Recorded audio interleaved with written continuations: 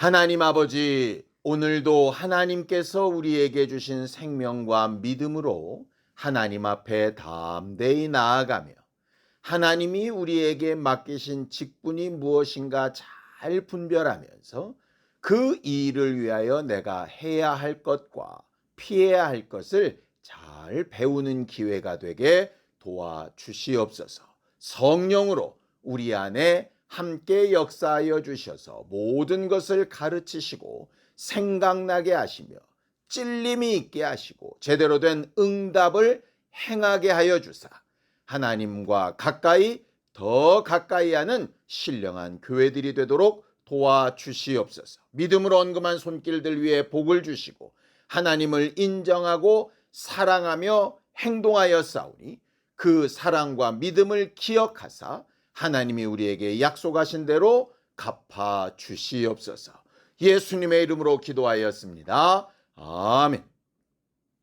하나님의 말씀은 사도행전 1장 21절에서 26절까지 말씀을 함께 합독하겠습니다. 사도행전 1장 21절에서 26절까지 말씀입니다. 함께 읽습니다. 시작.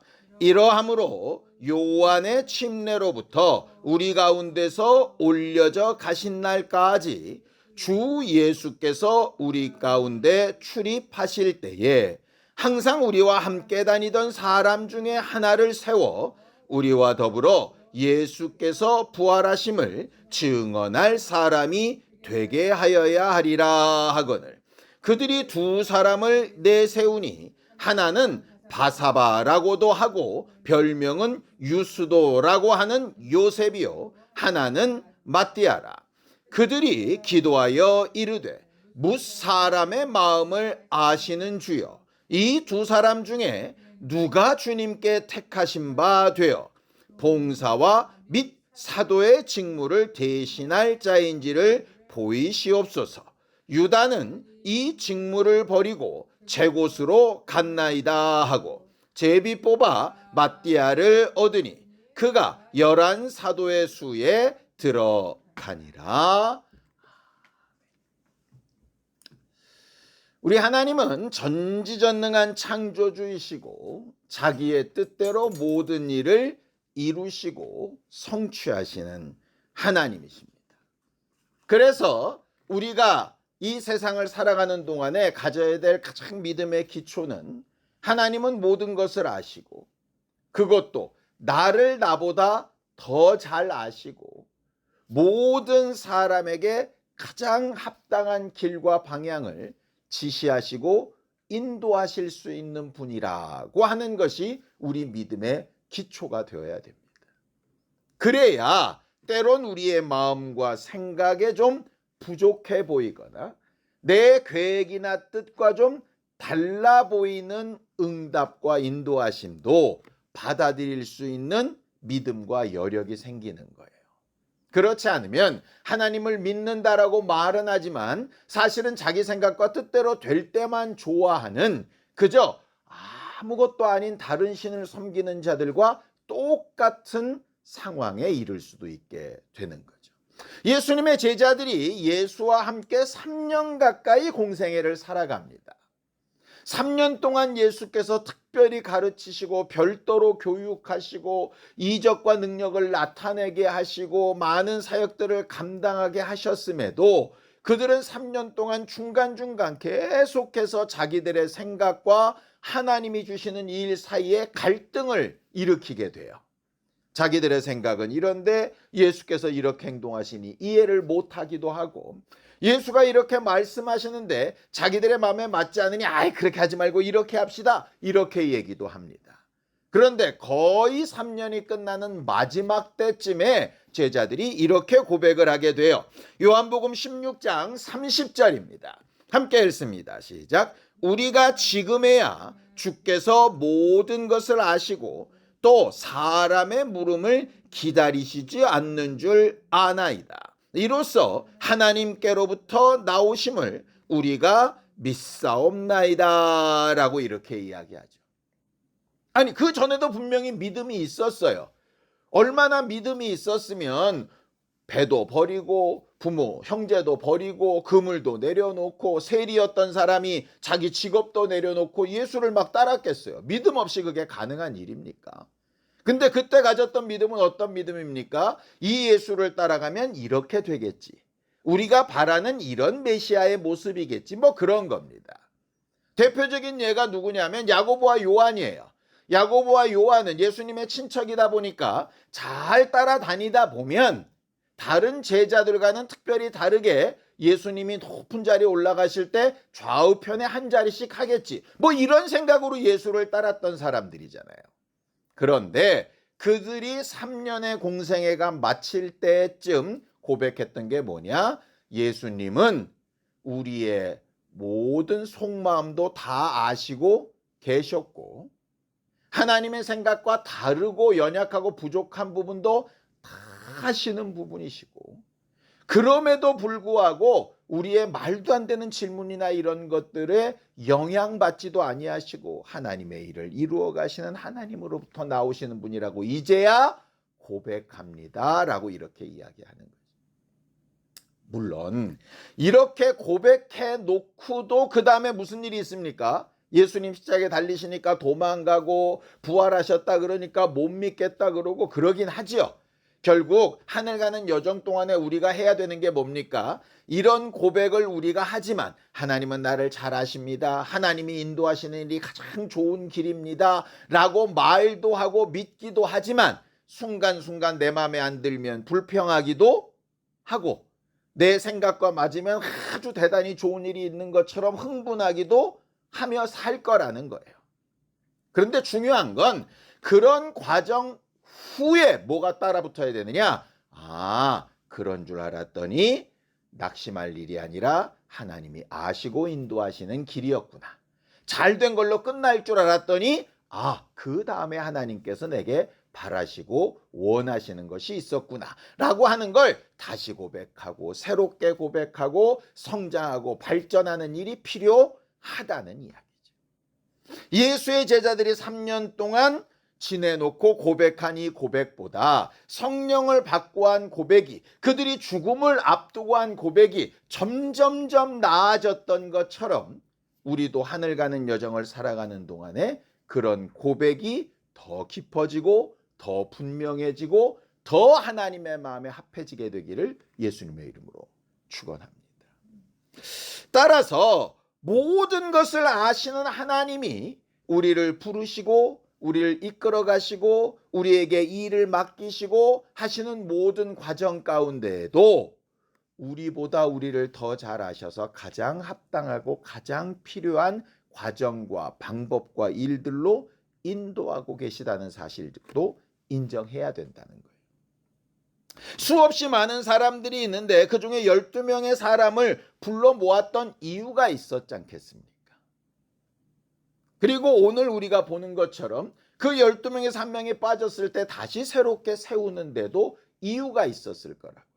그냥 혼자 외로우셔서 부르신 게 아니라 특별한 목적, 특별히 해야 될 일, 맡기고 싶은 역사들이 있어서 부르신 거겠죠. 우리가 이 교회에 지금 함께 모여서 예배하고 지금 이 시간에 이렇게 예배하는 게 우연 같기도 하고 때로는 내가 선택한 일 같기도 하지만 어떤 면에서 보면 하나님께서 우리를 우리보다 더 잘 아셔서 우리를 사용하시고 싶고 우리에게 있어야 될 것과 우리에게 주고 싶은 것이 있으셔서 여기까지 불러 모아 오셨다는 사실을 인정할 필요가 있는 겁니다.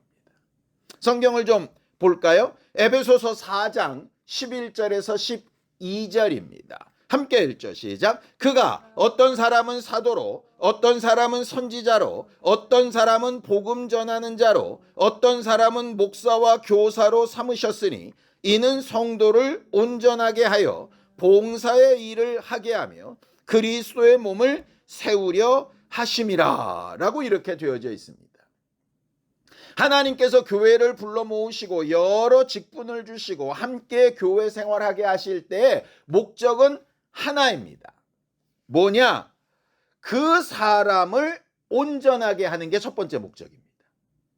그러니까 저는 목사고 여러분들은 성도의 자리에 있지만 목사가 성도들을 위해서 존재하는 게 첫 번째가 아니고요. 목사는 목사대로 온전하게 하시려고 저를 목사로 세우신 거고, 성도는 성도대로 온전하게 하시려고 성도로 세우신 거란 말이죠. 예수께서 성령이 임하시면 예루살렘과 온 유대와 사마리아와 땅끝 이렇게 되죠. 가장 먼저 자기부터 되지 않습니까? 내 이웃을 내 몸과 같이 사랑하라 하셨을 때에 이웃을 사랑하는 것보다 먼저 하는 게 뭡니까? 납니다. 왜? 나를 사랑하는 것처럼 사랑해야 되니까. 내가 나를 사랑하지 않으면서 어떻게 남을 사랑합니까? 결국 신앙생활은 이기적이다 이렇게 볼 게 아니라 가장 중요한 것은 뭐냐 하면 내가 하나님 앞에 온전케 되는 게 매우 중요합니다. 문제는 거기서 멈추면 하나님의 생각과 다르다는 거예요. 나만 잘 먹고 잘 살면 되는 문제가 아니라는 겁니다. 주기도에도 일용할 양식을 주옵소서 하는 거 매우 중요한 것처럼 나를 온전하게 하는 거 매우 중요합니다. 내 영혼이 상처받고 내 마음이 무너지고 내 육체는 다 깨져가면서 남을 위해서 막 살면 그걸 신앙생활 잘한다고 하느냐? 사실은 그렇지 않습니다. 그럴 때도 있겠지만 마치 예수께서 십자가 지시는 것처럼 예수의 제자들이 순교할 때가 있는 것처럼 그럴 때도 있겠지만 기본은 뭐였습니까? 예수께서 계실 때는 두보로또 지팡이도 전대도 가지지 말아라 하셨지만 예수가 당장 그 옆에 계시지 않을 때는 어떻죠? 너희를 보존하기 위해서 지팡이도 사고 칼도 사고 돈도 가지고 이렇게 얘기하시잖아요. 그것처럼 신앙생활하면서 내 건강을 위하여 내 상황을 위하여 내 마음과 생각을 위하여 기도하며 온전하게 하는 거 잘못된 거 아니라고요. 거기서 멈추는 게 잘못된 거죠. 성도를 온전하게 하고 그 다음에 뭡니까? 봉사의 일을 하게 하고 내가 이제 온전해졌으면 그 힘을 가지고 남을 위해서 하게 하고 그리고 그 사람만 위하고 끝나는 게 아니라 그런 사람들의 모임인 교회, 그리스도의 몸이 든든하게 설 수 있도록 이 얘기입니다. 그러니까 교회가 든든하게 서려면 교회에 해당되는 사람들에게 유익함이 돼야 되고 그들한테 유익함이 되려면 먼저 내가 유익한 부분이 필요하다. 이렇게 거꾸로 역순도 가능한 거예요. 그러니 나는 죽고 저 사람만 잘 되고 교회는 잘 되는데 우리는 맨날 빚지고 이거 틀린 개념입니다. 기본적인 개념은 내가 온전하게 되고 내가 주께 받은 힘으로 남들도 돕고 그렇게 합쳐진 힘이 교회도 온전하게 세우고 이렇게 가야 정상인 거죠. 그게 하나님께서 우리에게 부탁하신 하늘 가는 여정 동안 해야 되는 목표 지점이에요. 그러니 우리 자신을 위해서도 담대하게 기도합시다. 그리고 그렇게 담대하게 된 걸 가지고 내가 남들을 위해서 뭘 어떻게 살아야 되지? 이것도 구할 필요가 있고요. 그 끝에 그렇게 해서 교회가 부흥되는 일을 사모하고 꿈꾸는 거 매우 중요한 일입니다. 자, 그 일을 위해서 하나님께서 뭐를 세우셨느냐? 각각의 특성이나 가진 달란트나 감정이나 지식이나 이런 거를 다 통틀어 보셔서 직분을 맡기셨다 이렇게 되어져 있어요. 그 직분은 여러 가지 조건이 있는데 이렇게 되어 있습니다. 첫 번째는 사도라고 하는 직분이 나오는데요. 지금은 무슨 사도라고 이렇게 보이지는 않죠. 근데 사실은 누구나 다 사도의 역할을 할 수는 있어야 됩니다. 사도라는 뜻이 뭐냐면 보내심을 받았다라는 뜻이에요. 사신이라는 뜻이고요. 대사라는 뜻입니다. 여러분, 미국 대사는 결국 미국 내에서 누구를 대신하는 겁니까? 우리나라 대통령을 대신하는 겁니다. 우리나라 대통령은 누구를 대신하는 겁니까? 국민들을 대신하는 겁니다. 그러니까 대리자라는 뜻이에요. 그러니까 사도라는 말은 예수 그리스도가 하늘에 가셨을 때 이 땅에 남아서 예수님의 보내심을 받아 예수님처럼 생각하고 행동하고 예수가 하시는 일을 보여주고 증거하는 일을 하는 게 사도입니다. 그러니 사도 그러면 어마어마한 직분인 것 같지만 사실은 우리가 다 그리스도의 향기를 드러내며 예수 그리스도로 옷 입고 나를 보는 사람이 너 보니까 예수 믿어야 되겠다 이렇게 된다면 사실은 사도의 직분을 하고 있는 것이죠. 꼭 사도다 어깨에 힘주라는 얘기가 아니라 내 삶 가운데서 예수 그리스도가 나를 보내셨다. 직장에도 나를 보내셨고 우리 가정에도 나를 보내셨고 학교에도 보내셨다라고 인정하고 그 일을 하는 것. 그게 결국 사도라고 하는 겁니다. 선지자는 뭡니까? 선지자는 마치 미래를 알아맞추는 것 같지만 실상은 뭐냐 하면 말씀을 미리 듣고 알아서 그 말씀을 다른 사람에게 전하고 그들로 미래를 준비하게 하는 사람. 이게 선지자잖아요. 그렇죠? 그러니까 모세도 선지자라고 얘기하지 않습니까? 모세는 제사장이자 왕과 같은 리더이기도 했지만 선지자의 역할도 합니다. 그러니 우리도 선지자의 역할을 할 수 있는 거죠. 미래를 알아맞추는 선지자는 못한다고 할지라도 내가 미리 안 말씀을 다른 사람에게 전해서 그들로 미래를 준비하게 할 수 있다면 나는 선지자의 역할을 하고 있는 거죠. 그 다음에 뭐가 있죠? 복음 전도자. 복음 전도자는 너무 간단합니다. 예수 그리스도의 복음을 모르는 사람에게 복음을 말 그대로 전하는 거예요. 예수 믿어야 죄사함을 받습니다. 죄사함을 받아야 하나님의 나라에 갈 수 있습니다. 지옥 가지 않습니다. 이 단순한 얘기를 전하는 사람이 복음 전도자예요. 사도의 일, 선지자의 일, 복음 전도자의 일을 잘하기 위해서 그것을 말씀을 가르치고 듣게 하고 훈련받고 하는 도구로 사용하는 게 교회잖아요. 그럼 그 교회 안에는 직분이 두 가지가 있다 이렇게 되어 있습니다. 하나는 목사고 하나는 교사죠. 목사는 목자라고 되어져 있는데 여러분들 목자가 뭐 하죠? 양을 데리고 어디로 가야 먹을 게 있지? 어디를 피해 가야 위험을 피하지? 그래서 멈추게도 하고 이끌기도 하고 머물게도 하고 머물고 싶어하는 이들을 가자고도 하고 이렇게 다스리는 일을 하는 겁니다. 이게 오해하지 마세요. 목사는 다스리느라 한다. 그러니까 무슨 권력과 권세를 가지고 막 야단치고 그런 얘기가 아닙니다. 저 성도들에게 유익하게 하기 위해서 교회의 목표를 어디로 삼지? 어디까지 우리가 할 수 있는 일이라고 제안을 하지? 우리는 어떻게 일을 하자고 이렇게 제시를 하고 설득을 하고 인도하고 본을 보이고 하지? 하는 게 목사가 하는 일이에요. 목사는 설교하는 일을 합니다. 마치 선지자처럼. 복음도 전합니다. 복음 전도자처럼. 그러나 실제로 목사가 해야 되는 일은 교회의 방향을 정하고 결정을 하고 설득을 하고 브레이크를 걸고 하는 일을 하는 게 목사가 해야 되는 일인 거죠. 그럼 교사는요. 복음 전도를 받고 선지자의 말을 듣고 미래를 준비하려고 하는 사람에게 실제로 이렇게 살아야 된다라고 가르치고 그들의 삶을 교정시켜주는 사람들이 교사입니다. 그러니까 목사는 목회도 하면서 교사도 하면서 선지자도 하면서 복음 전도자도 하면서 사도도 하는 거죠. 사실은 이게 다 따로의 직분이 아니고요. 각각의 특성들이 각각 나타나는 부분이에요. 그런데 어떤 사람은 이 부분에 좀 더 특화되어 있고 어떤 사람은 저 부분에 좀 더 특화되어 있고 하는 것뿐인 거죠.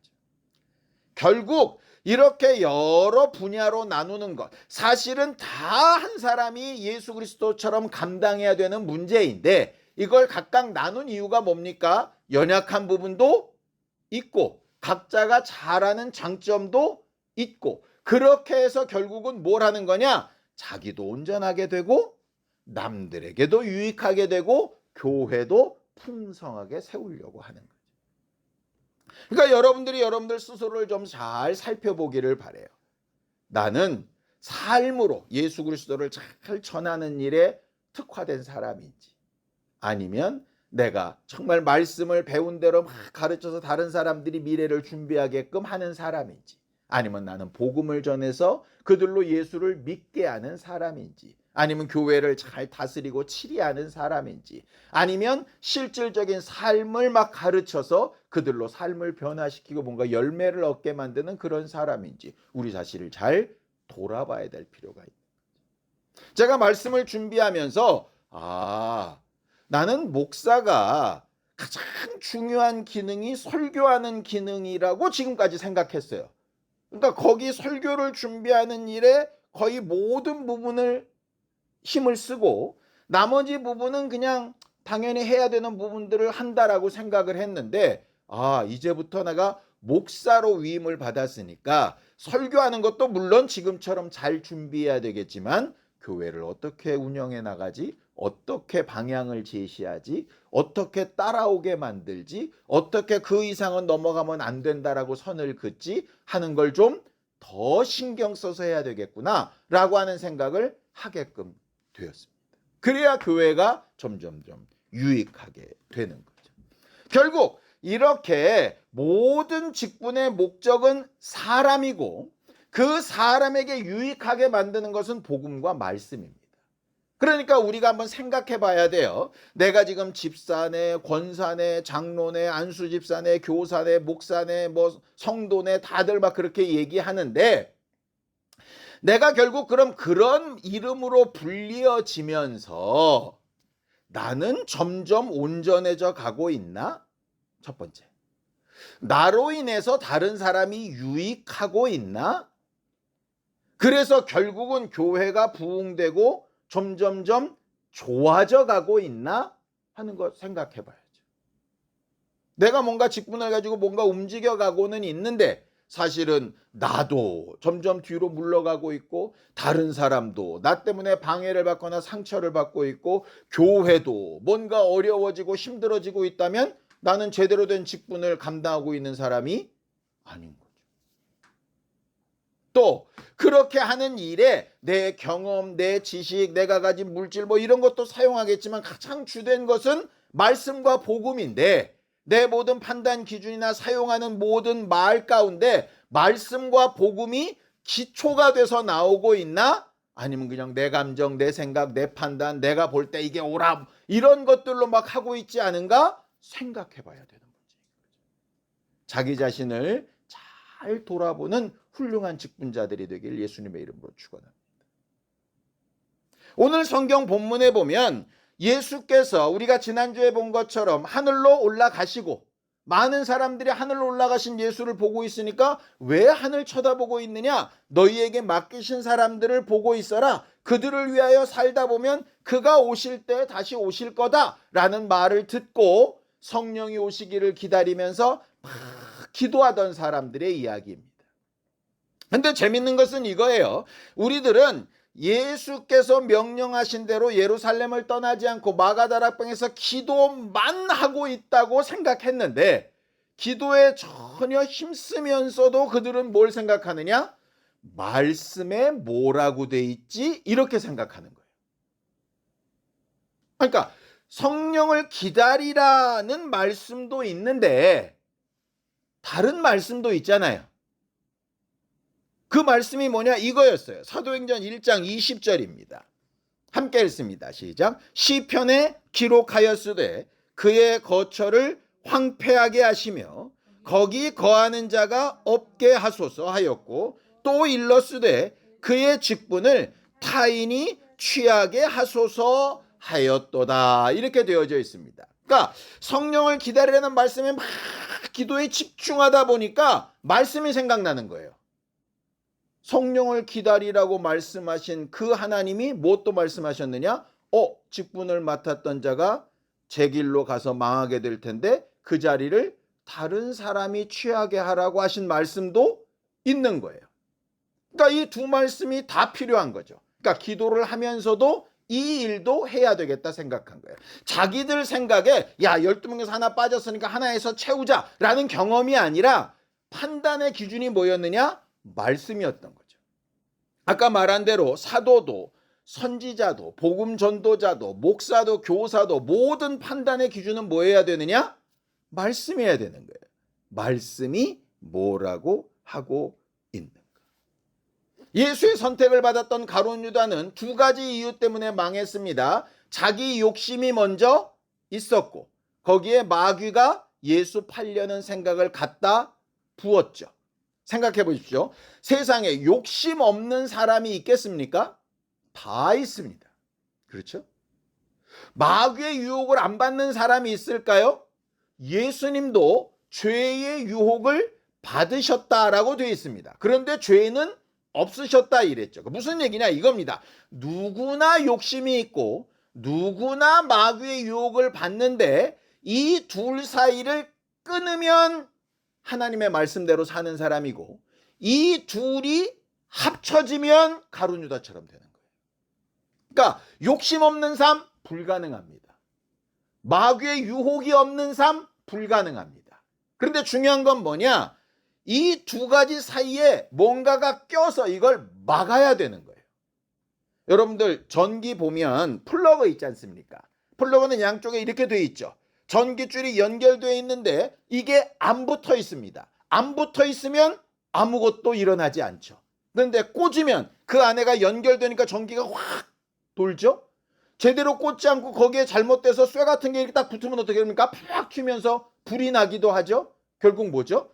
실제적으로 둘 다 욕심과 유혹이 있는데 이 둘 사이를 뭘로 막아 세울 거냐 하는 거예요.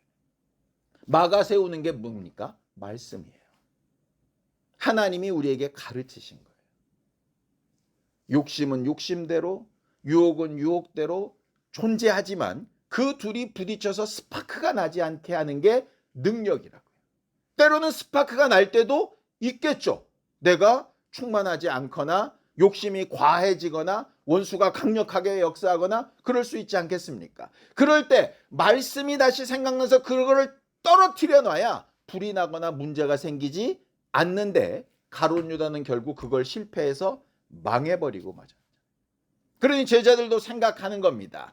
지금 예수께서 빨리 오셔서 이 모든 어려움과 아픔이 사라지기를 원하는 욕심도 있고, 야 이렇게 정말 목숨이 경각에 달렸는데 여기서 이렇게 가만히 있으면 니들 로마한테 잡아 죽이면 어떡하냐 하는 마귀의 유혹도 분명히 있겠죠. 근데 그 사이를 뭐가 가로막고 있는 거예요? 예수가 하신 말씀, 시편에 기록된 말씀, 이런 것들이 가로막아서 자기가 해야 될 길과 방향을 인도하고 있는 거예요.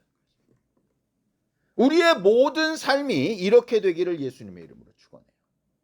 예수께서는 그럼 왜 가룟 유다가 그렇게 될 줄 뻔히 아시면서 왜 안 막으셨을까? 그거는 하나님께서 월권하신다고 생각하시는 거죠. 충분히 가르치시고 경고하셨으나 본인이 선택한 일에 대해서 그 의지를 일방적으로 잡아 꺾지 않으시는 거예요. 그럼 그렇게 꺾여 있어 사라졌으면 그냥 11명으로 하시지 왜 꼭 채우시나? 하나님의 일은 누구를 통해서든 채워서 사용하시고 온전케 하셔야 되니까. 이런 말입니다. 이런 말씀이 있습니다. 예수께서 예루살렘 성전에 입성하실 때 많은 사람들이 호산나 다윗의 손에 막 이렇게 하죠. 그러니까 바리새인들이 와가지고 저 사람들 입 다물게 하라고 얘기합니다. 그때 예수께서 뭐라고 얘기하십니까? 이렇게 얘기하십니다. 누가복음 19장 40절입니다. 함께 읽죠. 시작. 대답하여 이르시되 내가 너희에게 말하노니 만일 이 사람들이 침묵하면 돌들이 소리 지르리라 하시니라. 많은 사람들이 다윗이 없으면, 바울이 없으면, 베드로가 없으면, 누가 없으면, 담임 목사가 없으면 예수님의 일이 진행이 안 될 거라고 생각하지만 천만에요. 하나님께서 원하시면 돌멩이 하나라도 거기서 가져갈 수 있어요. 어쨌든 하나님은 하나님의 일을 하나님의 사람들과 하신다는 거예요. 그래서 그 일을 위해서 뭐를 주시느냐? 소원함을 주신다 이렇게 되어 있어요. 빌립보서 2장 13절에서 14절입니다. 함께 읽죠. 시작. 너희 안에 행하시는 이는 하나님이시니 자기의 기쁘신 뜻을 위하여 너희에게 소원을 두고 행하게 하시나니 모든 일을 원망과 시비가 없이 하라 이렇게 되어 있습니다. 이 말을 오해하지 마세요. 내 안에 올라오는 소원은 다 하나님이 주셨다는 얘기일까요? 아니죠. 가룟 유다가 예수 팔려는 생각은 하나님이 주신 게 아니라 원수가 준 거잖아요. 그러니까 하나님이 주신 소원이 있고 원수가 가져다 주는 것도 있다는 얘기죠. 내 욕심으로 시작된 소원도 있고 하나님이 주신 것도 있다는 얘기죠. 그럼 우리가 이걸 분별해야 되지 않습니까? 내 욕심으로 된 거냐, 원수가 유혹으로 갖다 준 거냐, 하나님이 하신 거냐. 근데 하나님이 하셨다는 걸 뭘로 아까 증명한다고요? 말씀으로 증명한다니까요. 그러니까 욕심과 유혹이 부딪히려고 할 때 중간에 가로막는 게 말씀이라고 말씀드렸잖아요. 하나님의 말씀으로 소원을 가지고 행하게 하시는 것을 성경은 분명히 말하는. 그러니까 선택하는 겁니다. 내 욕심을 따라갈 거냐? 원수가 속살거리는 소리를 따라갈 거냐? 말씀으로 주신 소원을 따라갈 거냐? 결국 이 선택인 거예요. 가룟 유다는 자기 욕심과 마귀의 유혹을 따랐다가 망했고, 제자들은 목숨이 위경에 달린 가운데서도 마가다락방에서 기도하면서 제자들을 다시 세워야 되겠다라고 생각했던 이유는 뭐냐면 말씀으로 주신 소원함 때문이었습니다. 그러니 우리가 항상 말씀으로 인하여 소원을 가지고 살아가는 일을 순종해야 되는 거예요.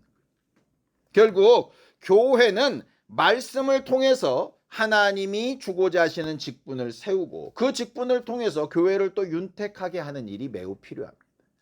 현대 교회들이 가장 큰 문제가 뭐라고 이렇게 얘기를 하냐면 이렇게 얘기합니다. 직분을 어떤 일의 상장이나 상품으로 생각한다는 거예요. 이 사람이 교회를 위해서 이렇게 수고했으니 이런 직분을 줘야지. 근데 그건 성경이 말하는 직분과 완전히 다른 문제입니다. 우리가 행한 일에 대한 상품과 상장은 직분이 아니고요, 면류관입니다. 그건 주님 앞에 가서 받아야 될 거예요. 직분은 뭐냐? 앞으로 해야 될 일을 위해서 하나님의 말씀으로 소원을 받은 자들이 그 소원을 선택해서 일하려고 하는 게 직분입니다. 근데 대한민국 교회가 주로 이제 임직자들을 세운다고 할 때 이렇게 생각하잖아요. 그게 어느덧 우리 안에 이렇게 배인 부분이라니까요. 그러다 보니 항상 문제가 생기는 거예요. 정상적인 직분이 안 되는 겁니다. 사람들 생각에 그렇게 수고했으니 그 정도 대우는 좋죠. 맞습니다. 근데 그건 말씀으로 주신 소원은 아니라는 거예요. 그게 그 사람의 욕심과 원수가 하는 유혹과 합쳐져 가지고 스파크가 일어나면 교회가 어떻게 되겠습니까? 그런 직분 때문에 망가지게 되는 거예요. 그러니 혹 잘못된 직분을 알고 했을지라도 지금부터라도 뭐 어떻게 해야 되는 겁니까? 그 중간 과정을 찾아가야 되는 거예요. 성경을 좀 보죠. 사도행전 1장 21절에서 22절입니다. 함께 읽습니다. 직분을 세운 목적입니다. 시작. 이러함으로 요한의 침례로부터 우리 가운데서 올려져 가신 날까지 주 예수께서 우리 가운데 출입하실 때에 항상 우리와 함께 다니던 사람 중에 하나를 세워 우리와 더불어 예수께서 부활하심을 증언할 사람이 되게 하여야 하리라 라고 이렇게 되어 있습니다. 조건이 뭡니까? 예수님의 공생애와 부활을 경험한 사람입니다. 말씀이 육신이 되어 오신 이가 예수니까 말씀과 함께 살며 경험한 것이 있는 사람이라는 얘기입니다. 그래서 그 경험을 가지고 뭐 하자는 얘기냐? 대우받자는 얘기가 아니라 그 복음을 전하고 예수의 부활을 전하고 예수의 부활 때문에 네가 살았다라고 하는 사실을 전할 사람이라는 얘기입니다. 그 일을 위해서 돈 상관없습니다. 지식 상관없고요. 사회적 지위 상관없습니다. 얼마나 교회를 오래 다녔나? 그것도 상관없습니다. 뭘 보면 알 수 있느냐? 사람들이 정말 누구나 인정할 만한 사람, 이 조건에 합당한 사람 2명을 세웠습니다. 한 사람은 바사바라고도 하고 별명은 유스도라고도 하는 요셉. 또 한 사람은 그냥 마띠아. 누가 더 유명해 보입니까? 당연히 요셉이죠. 왜냐? 이런 겁니다. 앞에 수식어가 많다는 얘기는요, 그 사람의 신분이 그만큼 더 알려져 있고 드러낼만 하다는 거예요. 예를 들어 이 사람은 무슨 대학 나왔고 학위가 뭐고 어디 사장님이시고 뭐 이런 거예요. 근데 이 사람은 그냥 그 사람. 근데 하나님의 선택은 누구죠? 앞에 휘황찬란한 수식어가 있는 사람이 아니라 그냥 마띠아. 물론 앞에 그런 수식어가 있고 잘 나가는 사람은 안 쓰신다는 얘기냐? 그렇지 않습니다. 분명히 그 요셉도 또 다른 직분에 쓰셨을 거예요. 그가 시험 들어서 마귀의 유혹에 빠져서 자기 욕심대로 행해서 떠나가지만 않았다면 하나님께서 또 쓰셨을 겁니다. 없어야 쓴다? 아닙니다. 있든 없든 상관없이 하나님의 선택은 기준과 목적에 맞으면 사용하시는 거예요. 왜? 교회를 온전하게 하는 일을 위해서. 결국 우리가 하늘 가는 여정 동안에 해야 되는 일은 뭐냐? 간단합니다. 나는 예수의 말씀 앞에 욕심과 유혹 가운데 말씀으로 온전하게 선택해 나가며 살고 있나? 첫 번째. 두 번째, 그런 선택을 나만 하는 게 아니라 다른 사람에게도 본을 보이고 가르치고 영향을 미쳐서 그 사람도 그렇게 할 수 있도록 선한 영향력을 끼치고 있나? 두 번째, 그런 사람들이 많이 모여서 그렇게 모여진 교회가 믿지 않는 사람들 앞에 와, 저렇게 살면 정말 옳은 삶이겠다 하며 교회로서의 위상을 제대로 드러내고 있나? 그게 목사는 목사된 거, 집사는 집사된 거, 교사는 교사된 모습으로 제대로 된 직분을 감당하며 하늘 가는 여정을 살고 있는 것이죠. 그렇게 되지 못하고 있다면 우리는 뭔가 수정해야 됩니다. 못하고 있는 부분에 혹시 욕심과 유혹이 스파크를 일으키고 있진 않는가 생각해 봐야 됩니다. 원망이 있고 시비가 있고 불평이 있고 불만이 있고 시기가 있고 질투가 있고 한다면 어딘가 스파크가 일어나고 있다고 생각해요. 그런 부분들을 잘 살피고 돌이켜서 나도 살고 교회도 살리는 우리 모두가 되기를 예수님의 이름으로 축원합니다. 함께 같이 기도하겠습니다. 하나님 아버지, 하나님께서 우리 모두와 함께하여 주셔서 오늘도 우리가 주 예수의 복음으로 충만하고 하나님이 우리에게 가르치시는 말씀으로 풍성하며 성령께서 주시는 감동으로 충만하여서 언제 어디서나 우리를 부르시고 직분을 맡기시며 우리에게 가르치시는 하나님의 방향과 길과 기준을 따라 제대로 된 영적 생활을 잘 감당하며 하늘 가는 여정을 제대로 잘 걸어가는 우리 모두가 되도록 도우시고 함께하여 주시옵소서.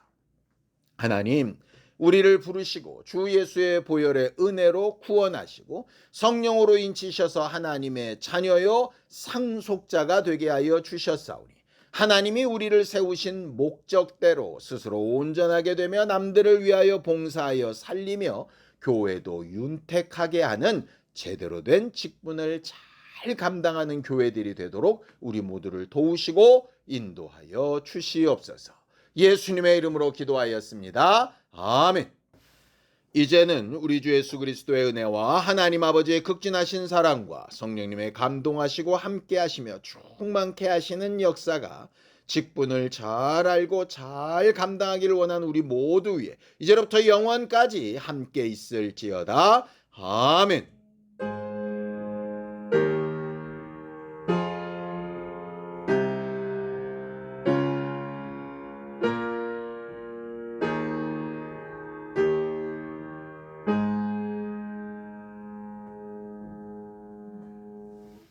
우리에게 주신 직분을 잘 감당하며 사는 우리 모두가 되기 바랍니다. 수고하셨습니다. 감사합니다.